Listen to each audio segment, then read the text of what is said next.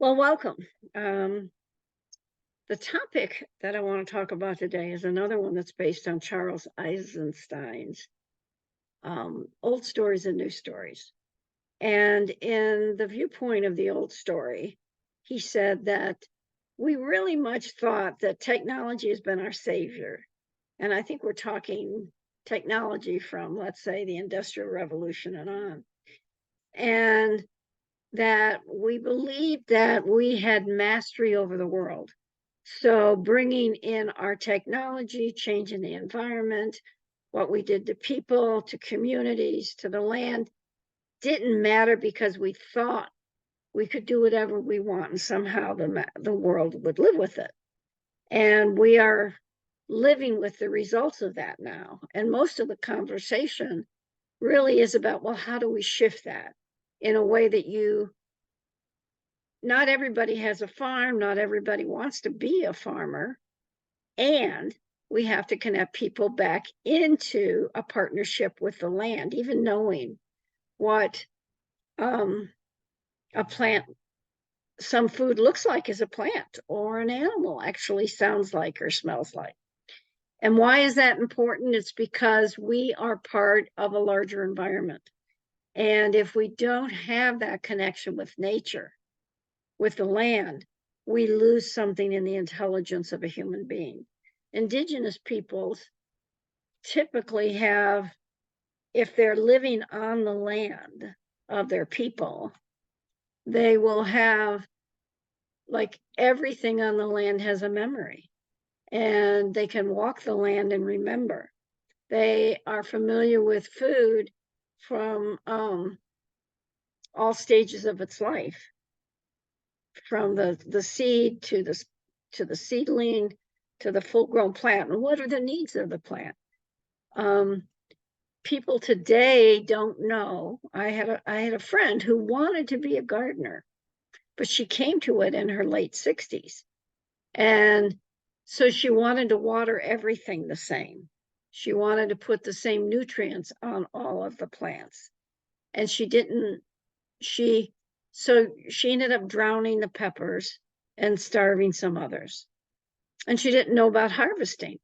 Those are all things that maybe it isn't necessary for us to, when we want to create a new world, for everybody to have that information, but it's a great awareness step.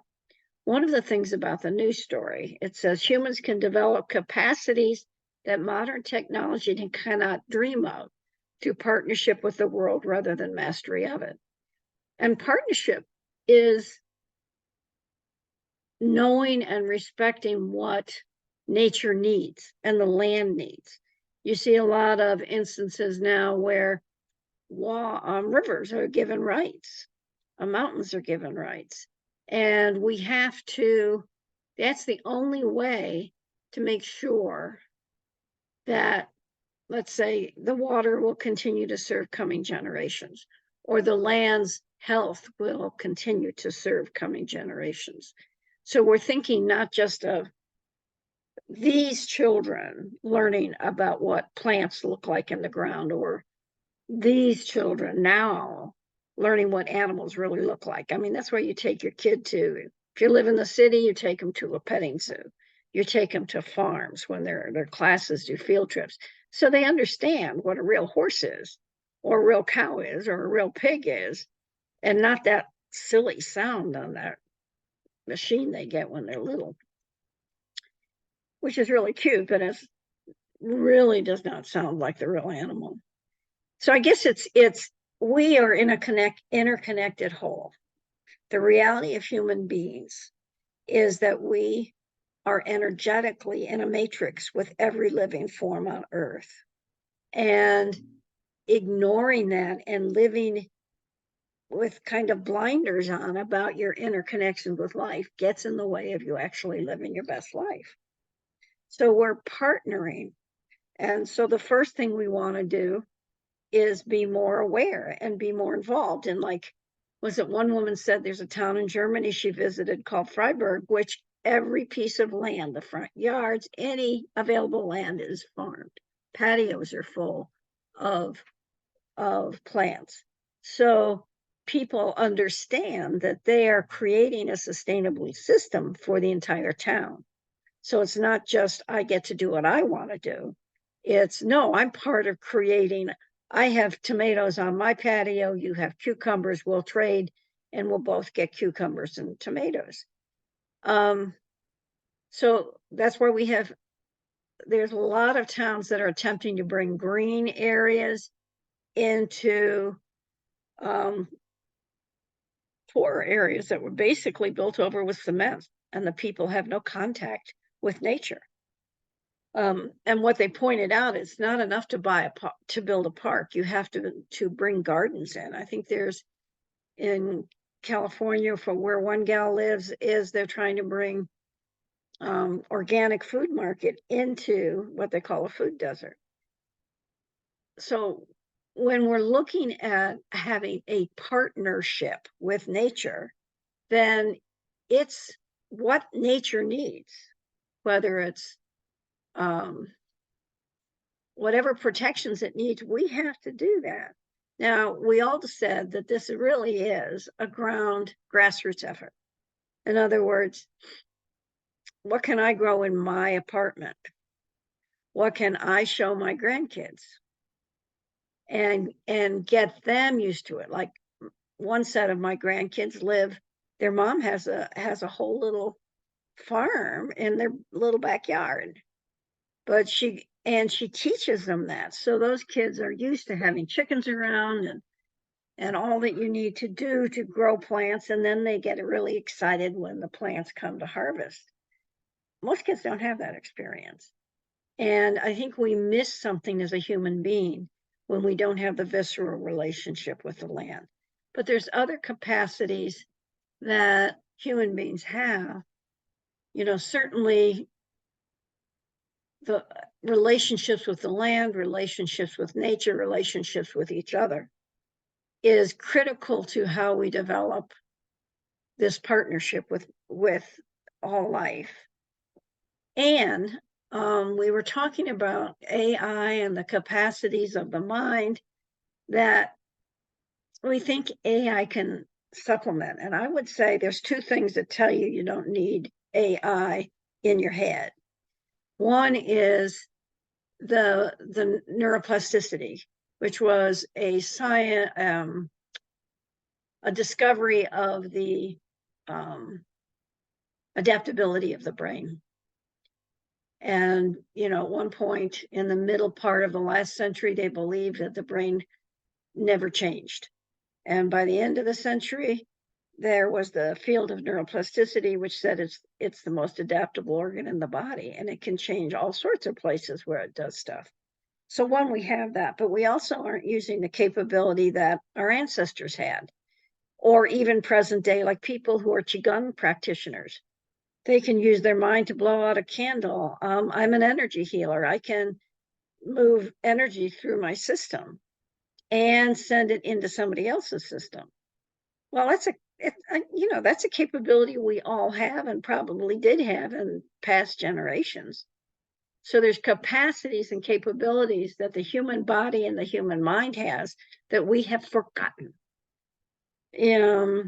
There was a telepathy that tribes like the Navajo tribes used to have, and they talk about, well, they used to say, okay, we're going to go to this village next week, and they in their mind would send them a message and say, what do you need? And they would get the message back and they would bring exactly what was needed.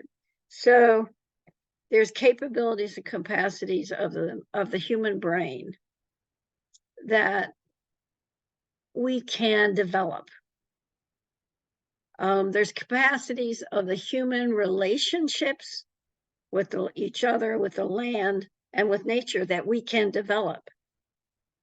And it's these relationships and these partnerships that are the most important thing to create, that will help us develop a sustainable future for humanity, for these grandkids. One of my friends' baby was born just 2 days ago. And we said, what future? This little baby was born 2 days ago in 2023. Really good chance that he'll live to the next century. What will be the nature, the the climate, the capacities and capabilities of human being that will be his.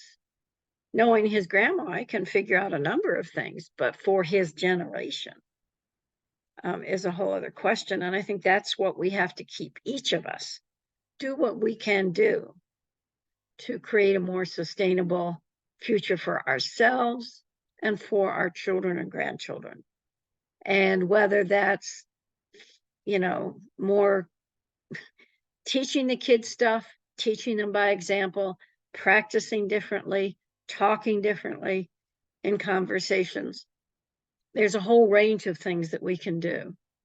And what we were talking about is, don't wait for the government or bodies of your town or your state, county or your state or the federal government to act. Act with yourself or act with others to make these changes. Certainly, if you want to be if you want to play with energy, or you want to get to know your mind better, certainly I would suggest that you use the creation exercises of the language of creation, which is you can learn how to use them at the Language of Consciousness Institute website, www.loc-institute.com. We're one of the groups that is spending a lot of time looking at how we can help the mind shift its thinking away from historic thinking, which is really just the stories that you've heard your whole life, to actually being able to think with more life-enhancing, life-generating phraseologies. Think and learn to think your own thoughts versus essentially regurgitating what you've been told. So there's possibilities, guys. There's really possibilities. And we have to pay attention to it, and we have to act. So it's attention, intention, and a lot of compassion for ourselves and for others as we work through this process of creating a more sustainable future for ourselves and for our coming generations. Thanks very much, and we'll talk to you next week.